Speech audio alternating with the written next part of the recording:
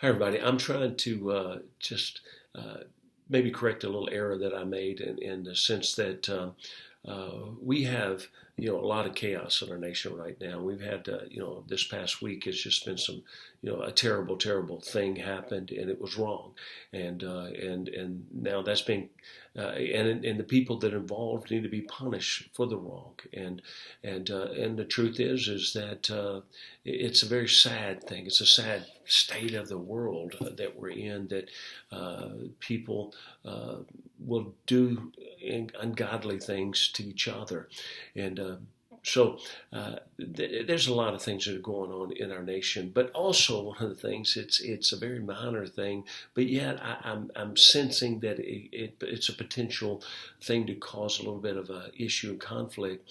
Is this whole thing of masks? Now it's my fault, that the CLA and NCLL and the government, everybody says, we need to start back in church. We can come in, but we need to have masks. We need to have social distancing, and we need to do that. Be honest with you, it's really easy to start getting lax on that. But here's my problem: is that to some people it's a very, very important issue. To some people it's a very serious issue. This whole thing of a mask and to wearing one. And the CDC says it's really not about pure protection; it's about the protection of the other people, that you're not going to that you might be carrying it. I might be carrying the coronavirus and just not be sick. And so it's a protection of them. Now, I'll be honest with you, sensibly, it doesn't make a lot of sense to me that, if me wearing a mask, and they were, that it keeps it from going to them. I would think if it keeps it from going to them, if they're not wearing a mask and I am, then it would keep it from coming to me. But the emphasis, though, is on that the fact that, to get our hearts and our minds on the fact that we're protecting other people. It's not just all about what it's doing for us. Now, that's kind of the Christian view, though. The Christian view is it's not about me. It's about what it's doing for somebody else. And so I apologize. I got a little bit lax on it. And even one service said, hey, you're sitting down, you're sitting with your family, go ahead and take it off. Because, it just gets frustrating not seeing faces. But at the same time, here's what I'm seeing is that it's a very important issue to some, and it might even keep somebody from coming to church if they feel like we're very lax about that thing, and they feel like they're not going to be protected, and if they maybe could come if they felt a little bit more protected. And God led me to a couple of passages of Scripture. One is this. I won't read the whole thing to you, but verse 22 of 1 Corinthians 9, it says, "To the weak became I as weak, that I might gain the weak. I am made all things to all men, that I might by all means save some. And this I do for the gospel's sake, that I might be partaker thereof with you." The truth is that we look at that and think, oh, that's just trying to win people. But, our old preacher preached one time, salvation is more than being saved. Wrote a book, Salvation is more than being saved. It's very important that we continue to win our own brethren, that we keep a good relationship with our brothers. And so in that leads me to another verse. In 1 Corinthians chapter 8, verse 13 says, "Wherefore, if meat make my brother to offend, I will eat no flesh while the world standeth, lest I make my brother to offend." Now, I know in context this word offend means to stumble or to sin, and to wear a mask is not a sin. To not wear a mask is not a sin, and so I'm not going to make anybody sin by wearing a mask or encourage them to do so.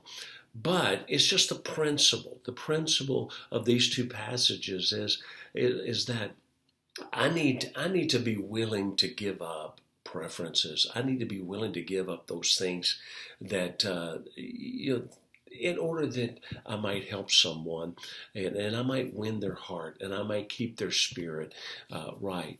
And so I think it's what all the legal people are saying that we need to do for our own legal protection. 2, it's what our government is saying to do for the just the virus protection.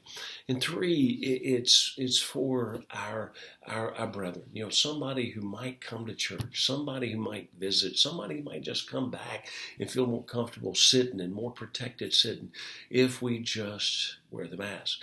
Now, I just think that's part of what we ought to do as a Christian is we kind of give in and say, you say, well, you know what? Why don't they just not wear the mask? Well, here's the thing. When people wear masks diligently, that's because they really believe it's protecting them. That's because they really, in their belief system, they believe this is something that's very beneficial to you and to them. It's protecting them. Now, so it's a belief system. It's something intense in their heart. But now, on the other hand, for me to wear a mask, at the very even if I don't believe it helps me at all, to wear it is nothing more than an inconvenience. For them to take it off is a violation of their conscience. It increases fear. It increases stress in them. For me to wear a mask is nothing but a slight inconvenience. So when I look at it that way, I realize that, you know what? I love this little part. I will eat no flesh while the world standeth. That's a pretty strong stand. If I need to wear a mask every Sunday the rest of my life, if I need to wear a mask while I'm preaching, and that some people will feel more comfortable or better, if they can understand me, then I'll do it. The fact is that I just want to make sure that the devil doesn't use little issues like this to create any type of dissension. We've got the greatest spirit in our church we've had the whole time I've been here. I've been over here over 4 years. I've just been amazed at how wonderful the Spirit is, how good the Spirit is. But there's little bitty things like this that can create dissension. It can create frustration. It can bring somebody to the point of saying, "Well, I can't come back to church because the people won't adhere to safety," and I don't want that. Look, if it means us wearing, now I'm not a dictator, so I'm not. I just don't want to look at people and say, "You must do this or you can't come in our doors." And some of the legal teams say that. Say, if they won't do it, then they don't come in. We don't do that here. The fact is that there are some that have breathing problems, lung problems, asthma problems.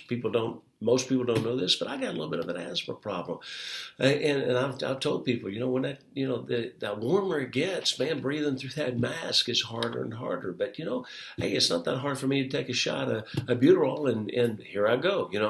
I'm kind of cleared up and I'm okay. So the fact is that I'm just saying, here's who's kind of really motivated me. I was recently with some folks, and I won't say anybody that, nobody have a clue, I hope. But I was recently with some folks, and somebody was telling a story about how their church started back. And when they started back, a person had a position in the church and responsibility in the service, said he disagreed with the pastor about coming in, and he refused to come in, and he just sat out in the car during the service, and I don't. There's no need in that. Look. If anybody that doesn't feel like comfortable coming to church, I've said over and over again, please, you do what you feel you need to do. Never feel pressure from me.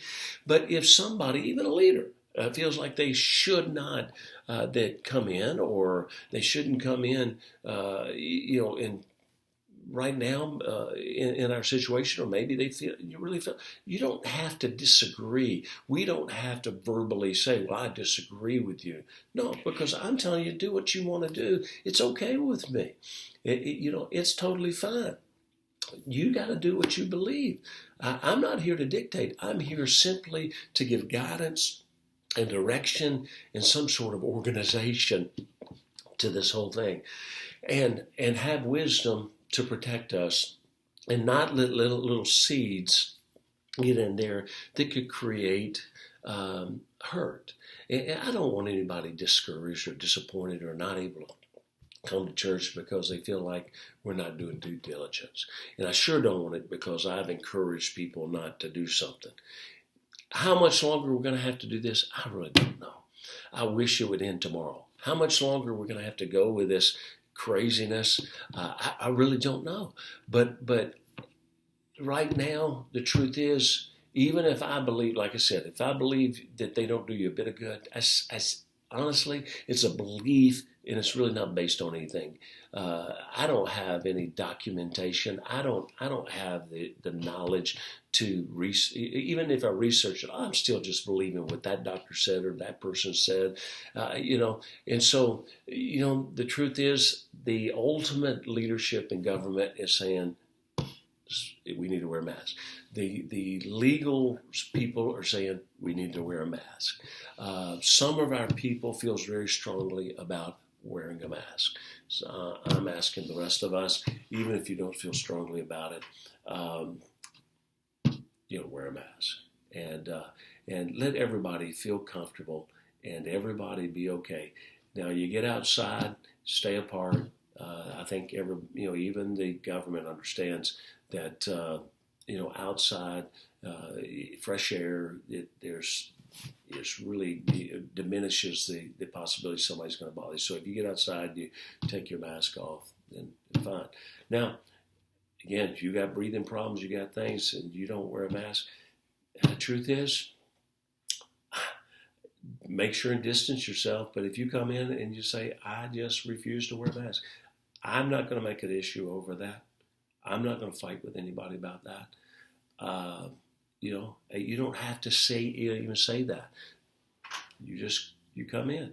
I won't question why you do what you do, because I think you have the right as an American, but as a Christian, you have certain rights. I don't have to give up my meat. It's a choice that I do, that I don't offend anybody. I don't have to become weak for the weak, and I'm not saying people who wear a mask are weak or people that don't wear a mask are weak. It's just it's the verbiage in the scripture.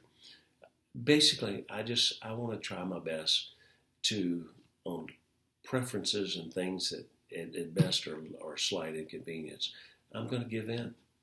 And I'm going to try to love the fool out of everybody I can by doing it that way and not being bothered. I don't want us to be anybody where it feels like, well, I've got to make a statement that I disagree with what you're doing. You don't have to do that. You just, and thank God nobody here has. When I heard that, I thought, oh my goodness, we're so blessed here. We're so blessed at Calvary because people are sweet and kind and sacrificial, and I appreciate it so much. And so I felt like I led you in a direction, in a little bit of my frustration. And one night I just said, you get in here, sit down, take them off, or drop them down or whatever. But maybe that wasn't wise. Maybe it wasn't the best way because I wasn't thinking about some people in the auditorium that feel like it's very important. Very important that we keep it on all the time. Very important that we protect each other and do our dead level best to try to make sure we don't spread anything to anybody. So I hope that all makes a little bit of sense. I love you, and I don't want to hurt anybody, and I want us to keep that spirit that we've got. So I don't want any old devil to plant any little seed in there that might create an issue. God bless you. See you in the morning. All right?